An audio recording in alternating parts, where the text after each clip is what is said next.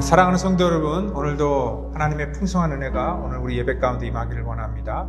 오늘도 예배를 드릴 때 또 하나님께서 받으시는 그러한 거룩한 산 제사가 되기를 원합니다. 우리의 삶을 주 앞에 드리는 믿음의 결단이 있는 그러한 복된 예배가 되기를 원합니다. 이 시간 우리 다 같이 묵상으로 기도하며 우리 5월 22일 우리 주일 예배 이 시간 드리도록 하겠습니다. 하나님은 우리에게 은혜를 베푸사 복을 주시고 그의 얼굴빛을 우리에게 비추사 주의 도를 땅 위에 주의 구원을 모든 나라에게 알리소서.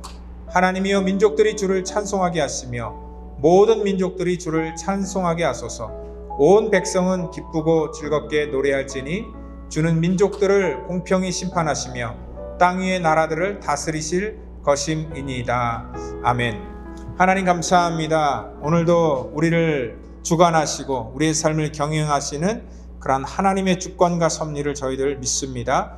오늘도 아버지 하나님 그러한 하나님의 능력에 붙들려 저희들 이곳에 나왔사오니 하나님께서 우리 믿는 자들에게 하나님의 풍성한 은혜를 더하여 주시고 하나님께서 약속하신 놀라운 은혜를 우리 믿는 자들에게 허락하여 주시옵소서. 오늘 우리의 연약함이 하나님의 능력의 장중에 붙들려 회복되고 치유되는 역사가 있기를 원하고 또한 우리의 부족한 입술이 또한 하나님의 능력의 장중에 붙들려 감사와 기쁨의 입술이 될 수 있도록 우리를 바꾸시고 주관하시고 인도하여 주시옵소서.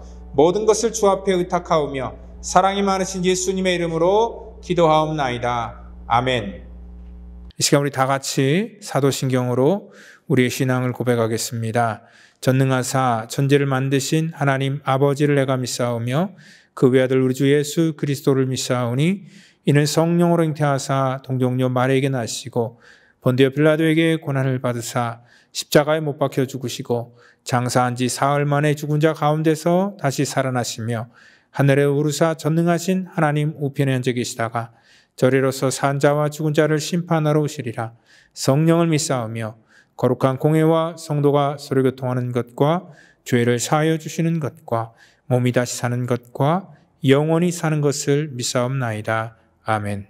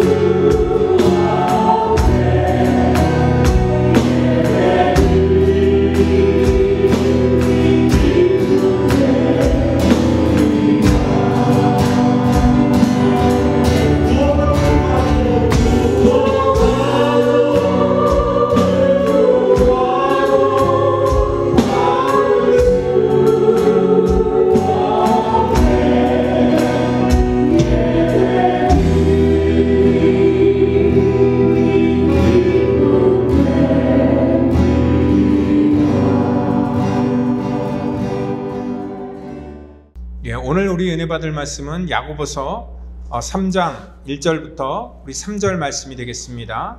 야고보서 3장 우리 1절부터 3절 말씀 같이 말씀 받도록 하겠습니다. 내 형제들아, 너희는 선생된 우리가 더 큰 심판을 받을 줄 알고 선생이 많이 되지 말라. 우리가 다 실수가 많으니 만일 말에 실수가 없는 자라면 곧 온전한 사람이라 능히 온 몸도 굴레 씌우리라. 우리가 말들의 입에 재갈 물리는 것은 우리에게 순종하게 하려고 그 온 몸을 제어하는 것이라. 아멘. 이 시간에는 우리 창조적인 언어생활이라는 그런 제목을 가지고 우리 야고보서 특별 강해를 하려고 하는데요. 이렇게 하는 그러한 이유 여러분도 아시죠? 제가 오늘부터 해서 3주 동안, 그러니까 이제 앞으로 2주 더요. 그렇게 3주 동안 한국을 방문합니다. 그래서 그 기간 동안에 로마서 강해를 중단을 하고요. 또 영상으로는 이렇게 예배를 드리고 우리 현장에서는 김영하 목사님이 오늘 말씀을 현장에서 전해 주실 그러한 계획으로 이 영상을 지금 찍고 있습니다. 그래서 여러분들이 조금 양해를 하시고요. 또 오늘은 특별히 이번 주 또 다음 주 우리 그 다음 주까지 해서 3주 동안에 어떠한 우리가 언어 생활을 해야 될 것인가에 대해서 같이 은혜를 나누기를 원합니다. 굉장히 오래 전이었죠. 그 기독교 방송은 아닌데요. 일반 그러한 방송, 특별히 그 이용돈 PD의 먹거리 엑스파일이라는 그러한 방송이 굉장히 오래 전에 한때 이렇게 유행을 했던 때가 있습니다. 근데 거기서 한 가지 실험을 했습니다.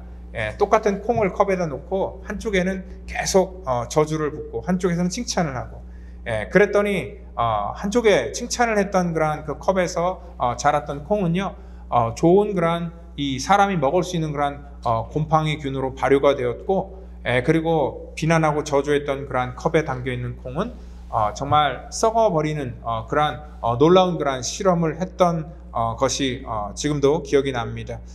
그것을 통하여서 실험을 했던 건 뭐냐면 우리 인간이 하는 그런 말이 얼마나 영향력이 있고 정말 그것들이 어떠한 영향을 미치는지를 이렇게 식물을 통하여서 했던 그런 시험이기 때문에 더 놀라웠습니다. 이 말 자체는요 그만큼 그러한 실험뿐만 아니라 이 성경에서 많은 부분에서 어떠한 영향을 주고 또 그 말이 우리를 살리고 죽일 수 있는 그러한 굉장히 파괴적이고 또한 창조적인 것이라는 것을 우리 가운데 이렇게 대비하면서 알려주고 있다는 것이죠. 그 중국의 고사성어 중에 촌촌살이라는 그런 말이 있습니다. 그러니까 작은 침 하나로 한 치밖에 안 되는 그런 바늘 하나로도 사람을 죽일 수 있다 그런 뜻으로서 이 땅 가운데 우리의 정말 한 치밖에 되지 않는 그러한 이 혀를 통하여서 사람을 죽이거나 살릴 수 있다라는 그러한 뜻입니다. 그리고 또한 우리 속담에도 여러 가지 말 한마디도 천냥빚을 갚는다, 가는 말이 고와야 오는 말이 곱다, 여러 가지 말에 대한 속담이 많이 있습니다. 그만큼 말은요 이 땅 가운데 살면서 굉장히 많은 그러한 영향을 주고 또 받게 된다는 것을 우리가 아셔야 된다는 것입니다. 특별히 우리 믿음이라는 것은요 이 믿음이 어떻게 우리 가운데 증거될까? 분명히 야고보서는 행함이 있는 믿음이라야 정말 살아있는 믿음이다 라고 우리의 믿음에 대해서 그렇게 얘기를 합니다. 그러면 어떠한 것을 행할 때 진짜 살아있는 믿음이 될까? 그 행함의 첫 번째 단추가 뭐냐면 바로 우리의 언어 생활이라는 것입니다. 여러분들 사실 믿음의 내용이 옳다는 것을 증명하는 그런 힘을 우리의 행함에서 찾을 수 있는데 그것이 바로 우리의 언어로부터 시작된다는 것을 성경은 우리 가운데 말씀하고 있다는 거죠. 그러니까 여러분들 이 말이 건강해야지 그 사람의 믿음이 건강하다는 것을 다시 한번 우리 가운데 먼저 이러한 전제로 우리 가운데 깔고 있습니다. 특별히 여러분들 병원에 가서 의사 선생님을 만날 때 진료할 때 제일 먼저 하는 것이 뭐냐면 혀를 내밉니다. 의사는요 혀의 상태를 보면서 그 사람의 건강에 대해서 그냥 가장 먼저 예측할 수 있는 그러한 방법이기 때문에 혀를 보는 거죠. 그만큼 이 혀를 통해서 우리의 건강을 대충 체크할 수 있듯이 우리들의 언어를 통하여서 여러분들의 어떤 심리적인 상태나 아니면 우리의 언어를 통해서 여러분들의 믿음의 상태를 점검할 수 있다라고 이렇게 말씀하고 있습니다. 그래서 이 야고보는요 특별히 행함에 대해서 강조를 할 때에 특별히 언어에 대해서 굉장히 많이 우리 가운데 주의를 주고 있습니다. 특별히 오늘 읽은 본문 3장 1절을 통하여서 내 형제들아 너희는 선생된 우리가 더 큰 심판을 받을 줄 알고 선생이 많이 되지 말라. 이 말씀은요, 선생이 되지 말라라는 그런 그 의미가 아닙니다. 문자 그대로 보면은 선생이 되지 말라, 그러니까 선생하지 말아야 되겠다라고 생각하는데 그러한 차원이 아니라 그 당시에 선생의 어떠한 위치는 하나님의 복음을 전하는 그러한 목사가 될 수도 있고요, 또 교회의 어떤 리더가 될 수도 있고, 또한 말 그대로 정말 아이들을 가르치는 그러한 선생이 될 수도 있습니다. 이 수많은 그러한 이 리더의 위치 속에서 말로 사람들에게 영향을 주는 사람들이 더욱더 각별히 주의하고 신경 써야 된다는 것을 다시 한번 우리 가운데 말씀하고 있다는 것이죠. 그렇기 때문에 특별히 저같이 목사나 아니면은 수많은 그러한 리더들, 또 여러분들 큐티 리더로서, 또한 어떠한 그 구역의 리더로서, 또한 여러 가지 주일학교 선생님으로서 여러분들이 말을 할 때에 그 말에 대해서 영향을 받는 사람들이 분명히 있다는 것을 우리가 늘 깨어서 인식하고 있다라는 그러한 경고의 말씀이라는 것입니다. 오늘 우리 입술의 30초가 어떤 사람들의 마음에 30년이 될 수가 있습니다. 우리가 한마디 툭 내뱉은 그런 말이 상처가 되어서 죽을 때까지 그 사람의 삶을 이끌어갈 수도 있다는 것을 생각할 때에 이 말이라는 것의 영향력이 굉장히 중요하다는 것을 다시 한번 얘기를 하고 있죠. 그래서 이 선생은요, 말 한마디로 천냥빚을 갚게 할 수도 있지만 또한 말 한마디로 인해서 천냥빚을 지게 할 수 있다는 것을 잊지 말고 반드시 기억하라라는 그러한 말씀입니다. 내가 꼭 선생은 아닐지라도 또 부모로서, 또한 여러분들의 어떠한 그 삶에서 여러분들에게 영향을 줄 수 있는 수많은 그러한 우리 주변의 친구나 이웃이 있습니다. 그러한 사람들에게 말을 할 때 내가 하는 그러한 말이 정말 파괴력이 있고, 또한 생명을 살릴 수 있는 그러한 이 창조적인 그러한 언어가 될 수 있다는 것을 잊지 말라라는 것입니다. 그렇기 때문에 오늘 이 본문은요, 특별히 우리가 이 말을 할 때 굉장히 우리 스스로를 절제를 하고 통제를 해야 된다는 것을 말씀을 하고 있습니다. 하나님께서는 인간을 창조하실 때요, 귀를 2개를 주셨고 입을 하나를 주셨습니다. 듣기는 많이 들을 때 말은 한 번씩 꼭 걸러서 하라는 것입니다. 그럼에도 불구하고 우리는 듣는 것보다 이렇게 내뱉는 거란 말이 많을 때, 입을 하나를 주셨는데 말을 더 많이 하다 보면은 반드시 실수가 있게 되는 거지요. 사실 여러분들 그렇습니다. 우리가 사람들에게 말을 전할 때도요, 그 말을 재밌게 전하기 위해서는 때로는 거기에다가 양념을 친다 그러죠. 그래서 말을 좀 보태기도 하고요, 또한 자기 감정을 거기다가 이입을 시킵니다. 그래서 내 직감은 틀린 적이 없다라고 얘기를 하면서 거기다 말을 보태서 자기의 생각까지 같이 이렇게 붙여서 얘기하는 그런 경우가 분명히 있다는 거죠. 그럴 때 항상 보면은 우리 삶 속에 말이 부풀려져서 때로는 우리가 굉장히 곤란을 당할 수도 있다라는 것들을 다시 한번 말씀하고 있습니다. 그렇기 때문에 우리 믿는 사람들은요, 특별히 말을 할 때에 더욱더 많은 주의와 신경을 써야 된다는 거죠. 사람들에게 주목을 받기 위해서 정말 말발을 정말 이렇게 키워야 된다라고 해서 말을 보태거나 또한 잘못 말을 전할 때는요, 물론 그것이 사람들에게는 듣긴 좋을 수 있을지 모르겠지만 결국은 그것이 자기에게 돌아오는 그런 화살이 된다는 것을 우리가 잊지 말아야 된다는 것입니다. 성경에서 여기서 하는 말은요, 우리들의 어떤 그 화술이라는 것이 아닙니다.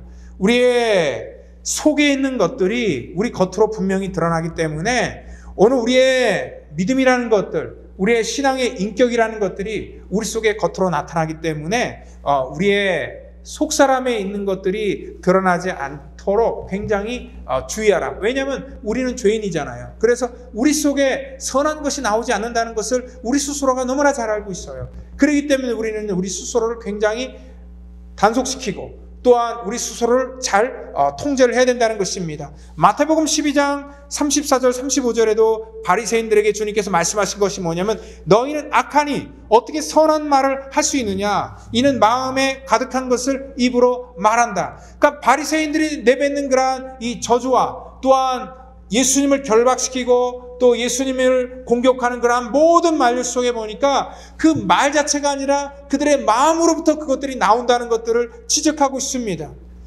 그렇기 때문에 주님께서는 계속해서 말씀하신 것이 뭐냐면, 너희는 악하니 어떻게 선한 말을 할 수 있느냐, 이는 마음에 가득한 것을 입으로 말함이라. 선한 사람은 그 쌓은 선에서 선한 것을 내고 악한 사람은 그 쌓은 악에서 악한 것을 내느니라 라고 이렇게 말씀을 하고 있습니다. 그러니까 우리 속에서 우연히 내뱉는 말이라는 것은 없습니다. 우리 속에 있는 그런 내재된 생각이나 우리의 감정들이 갑자기 우리 속에 나오는 것이죠. 그리고 또한 준비된 그러한 모습을 통하여서 우리들의 어떠한 계획적으로 우리의 생각을 끄집어내는 것이지 그것이 실수로 나오는 경우는 거의 없다는 것입니다. 여러분들 그렇기 때문에 마태복음은 계속해서 얘기를 합니다. 그것은 꼭 바리새인들에게만 하는 얘기가 아닙니다. 이 땅에 살아가고 있는 저와 여러분들에게도 동일한 그러한 내용입니다. 나무가 좋으면 그 열매를 좋게 열게 하고 나무가 나쁘면 그 열매도 나쁘다 얘기를 하고 있습니다. 여러분들 어떠한 나무인지는 그 열매를 통해서 알 수 있습니다. 그 굉장히 오래전에 이러한 일화가 있습니다. 지금 한국의 가장 큰 굴지의 기업인 그런 삼성그룹. 이 삼성그룹이 시작될 때에 이 최초의 그런 창업자였던 그런 이병철 회장의 일화가 굉장히 그 유명한 일화가 있는데요. 그 이병철 회장은요, 이 공장을 지을 때에 그 공장 주변의 공터에다가 나무를 많이 이렇게 심어놨다고 합니다. 그리고 그 많은 공장들을 이렇게 시찰할 때가 되면은요, 먼저 생산 라인에 가서 이렇게 공장을 견학하는 것이 아니라 다른 사람에게는 알지 못하고 눈치 못 채도록 그가 이 공장 주변을 한 바퀴 빙 돌고 가서 판단을 한다고 합니다. 그가 그렇게 판단하는 것은 뭐냐면 그 공장을 책임하는 사람들이 정말 그 주변의 나무를 잘 가꾸면은요, 그러니까 그 사람의 그 인격이나 어떠한 실력이나 또 그 여러 가지 그 공장을 경영하는 그런 면이 여러분들 그 공장의 이 바깥에 있는 그런 나무까지 미친다는 것을 볼 때에 그걸 가지고 이제 그 이병철 회장은 판단하는 거죠. 저 정도로 공장 밖에 있는 나무도 잘 관리를 하면은 그 안에는 보나마나다 라고 이렇게 판단하는 거죠. 굉장히 지혜로운 그런 경영의 철학이었습니다. 그렇습니다. 여러분들 그 운영하는 사람의 손길이 공장 밖 나무에까지 미치면 공장 안은 볼 것도 없습니다. 더 철저하게 할 것입니다. 그렇지만 아무리 내실을 잘 이렇게 다진다고 할지라도 그 바깥을 관리하지 않으면은 마이너스 감점을 줬다라는 그런 유명한 일화가 있습니다. 굉장히 지혜로운 그런 경영이죠. 그러니까 우리도 그렇습니다. 어떤 사람의 어떤 실력이나 여러 가지 것들을 보기에 앞서서 그 사람의 말의 인격이나 언어의 태도를 통하여서 그 사람 전체의 어떤 모습을 우리가 그 사람이 얼마나 배웠던 또 얼마나 많이 가졌던 그것과 상관없이 먼저 우리가 판단할 수 있다는 것입니다. 그렇기 때문에 여러분들 신앙생활 아무리 오래 하고 기도를 아무리 오래 하고 말씀을 아무리 오래 읽었다 할지라도 거기에서 신앙의 향기가 나오지 않고 정말 우리의 언어를 통하여서 온전한 그런 살리는 창조적인 언어를 하지 아니할 때는 그 사람의 믿음이 가짜일 수도 있다는 것을 우리가 아셔야 된다는 것입니다.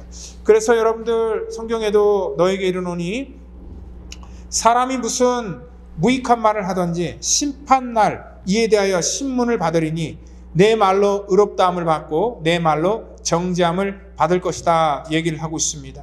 여러분들 그렇습니다. 우리의 경건이 우리의 어떠한 신앙은 어떠한 그 명사가 아니라 반드시 동사가 되어야 됩니다.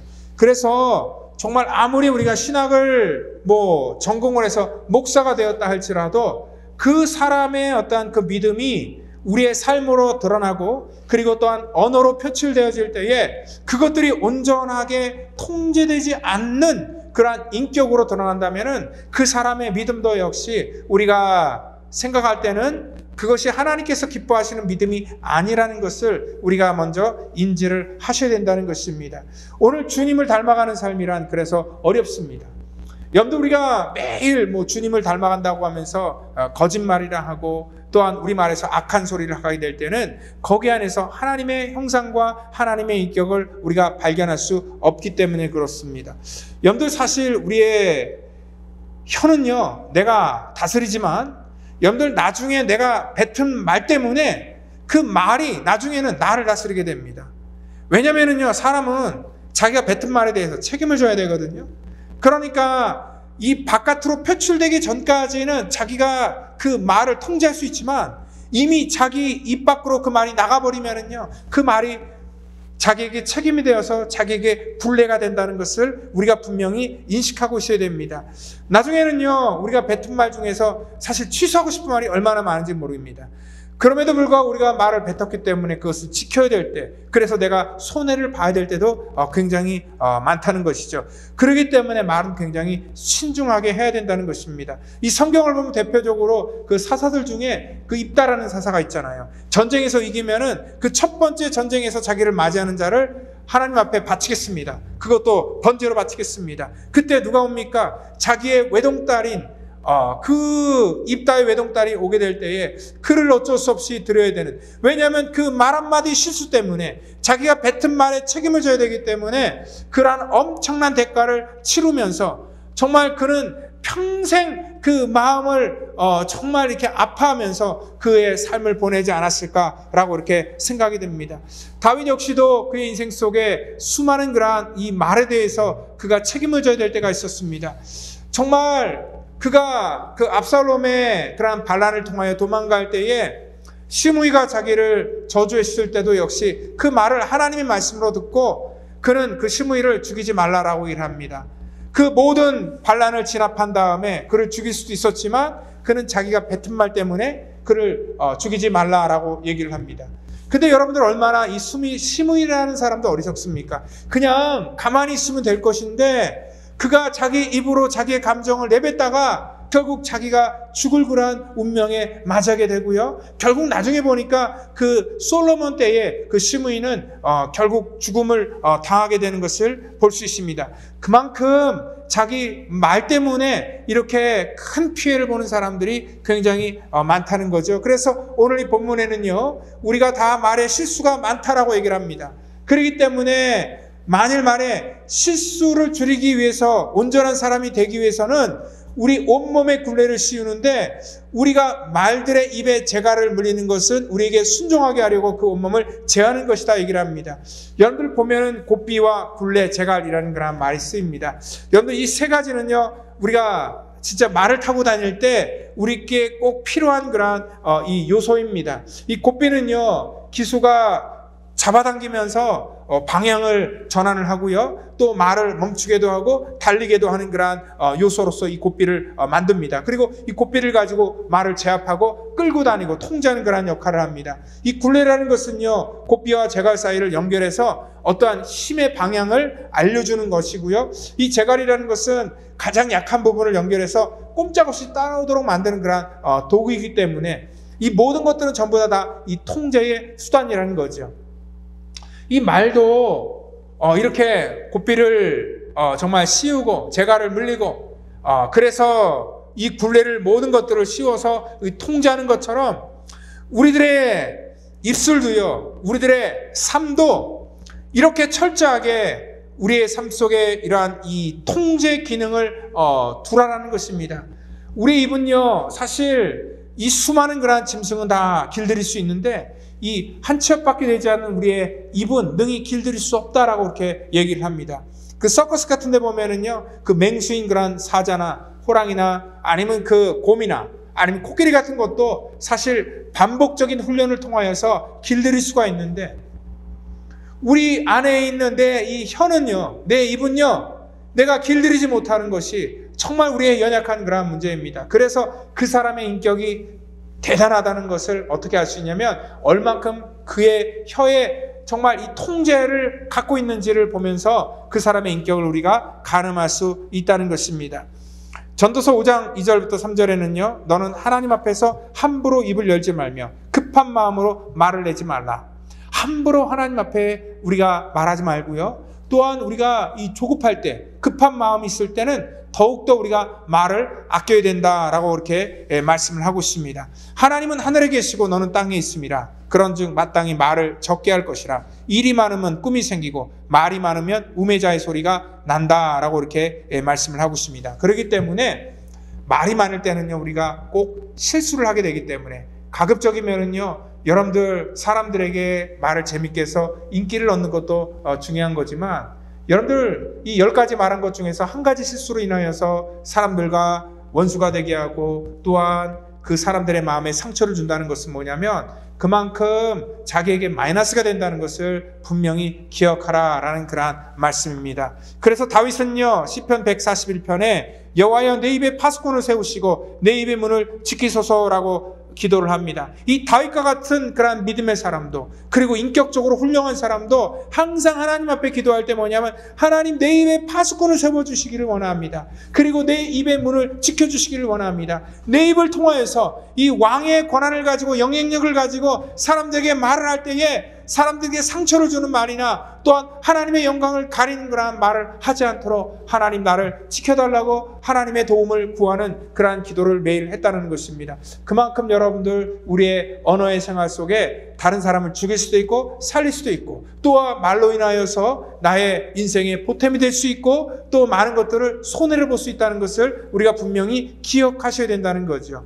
제가 한 몇 개월 전에도 이 말씀을 드렸어요. 제가 신혼 초에 도둑이 들었다고 말씀을 드렸잖아요. 그 당시에 피아노 학원을 하고 있었는데 그 도둑이 들어와서 뭐 사실 가치는 얼마 안 되지만 결혼 반지와 또 뭐 여러 가지 예물과 또 그 당시 휴대폰을 가지고 도망을 갔잖아요. 저희 피아노 학원뿐만 아니라 그 주변 인근에 있는 학원들도 전부 다 똑같은 방법으로 털렸습니다.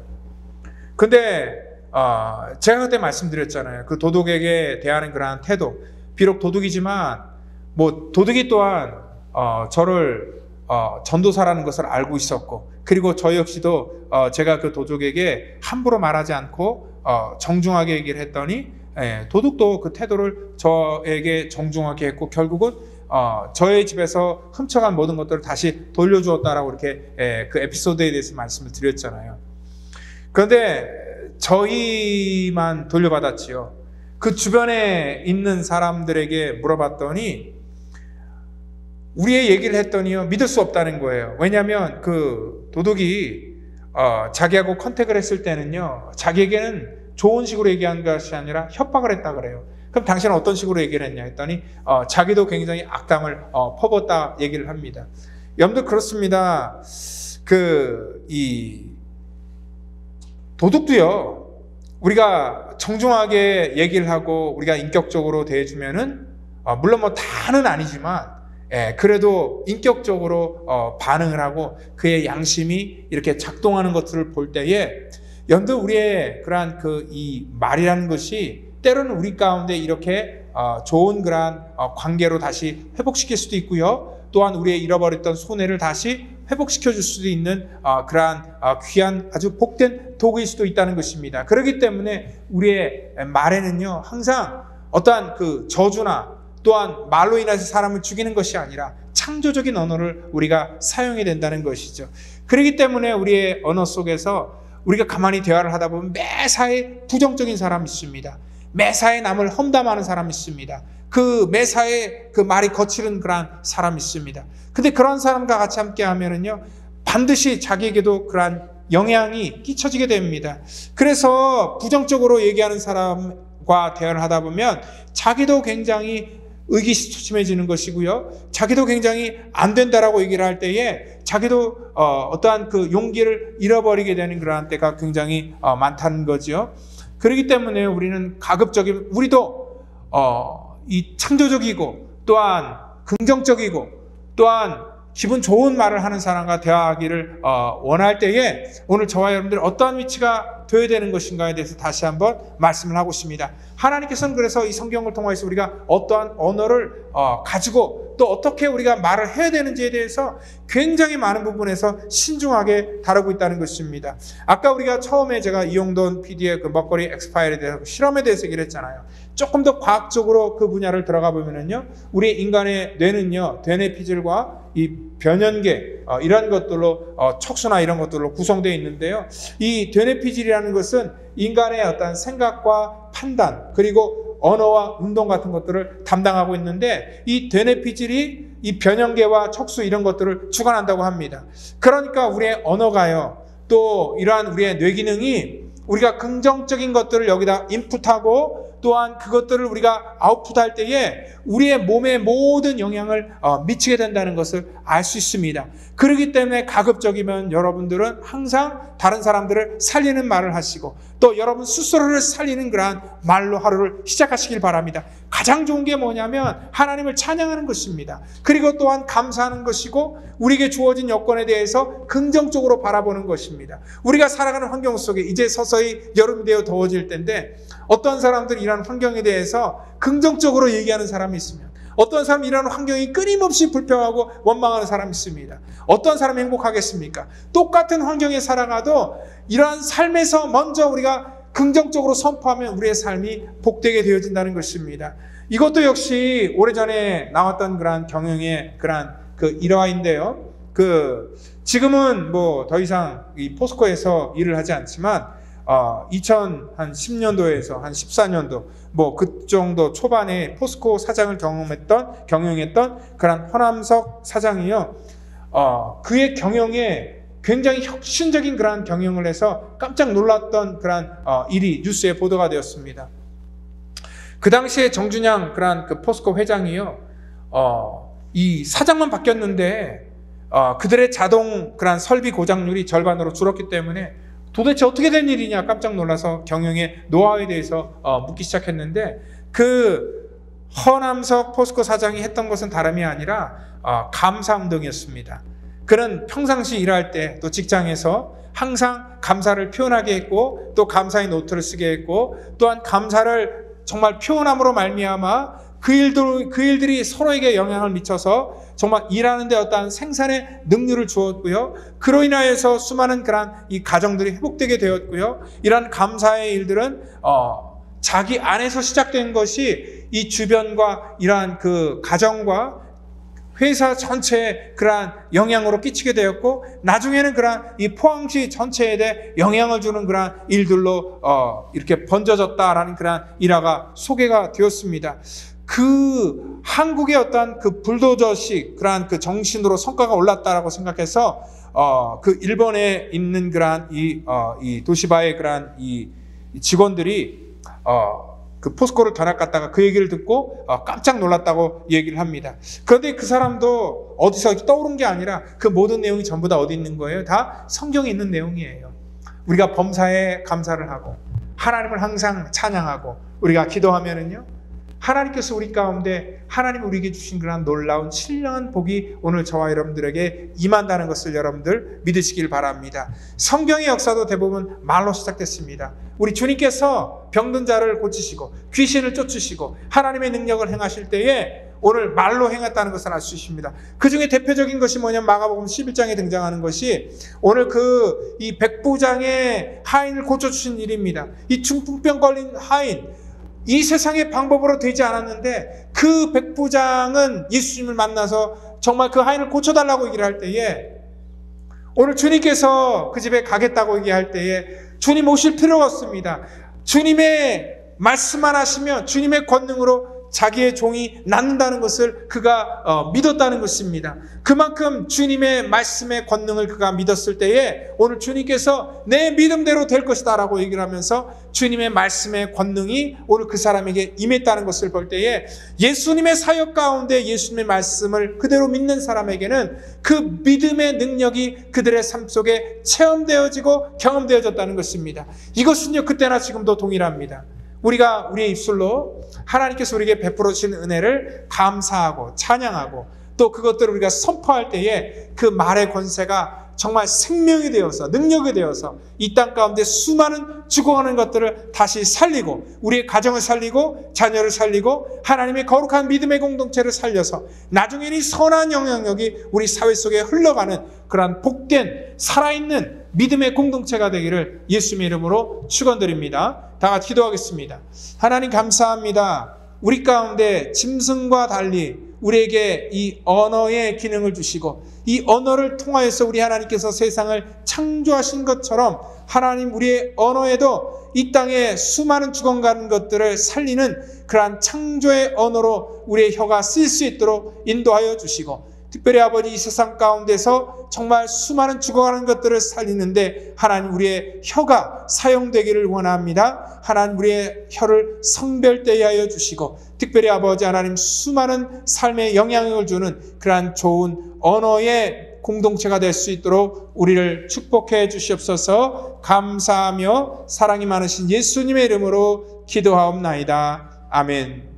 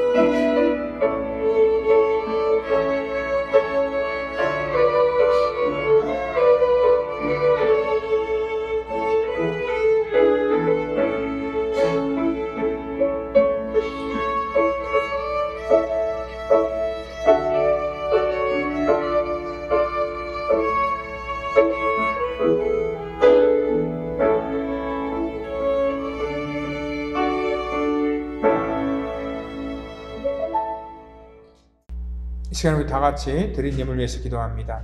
하나님 감사합니다. 사랑하는 성도들의 믿음으로 귀한 예물을 드립니다.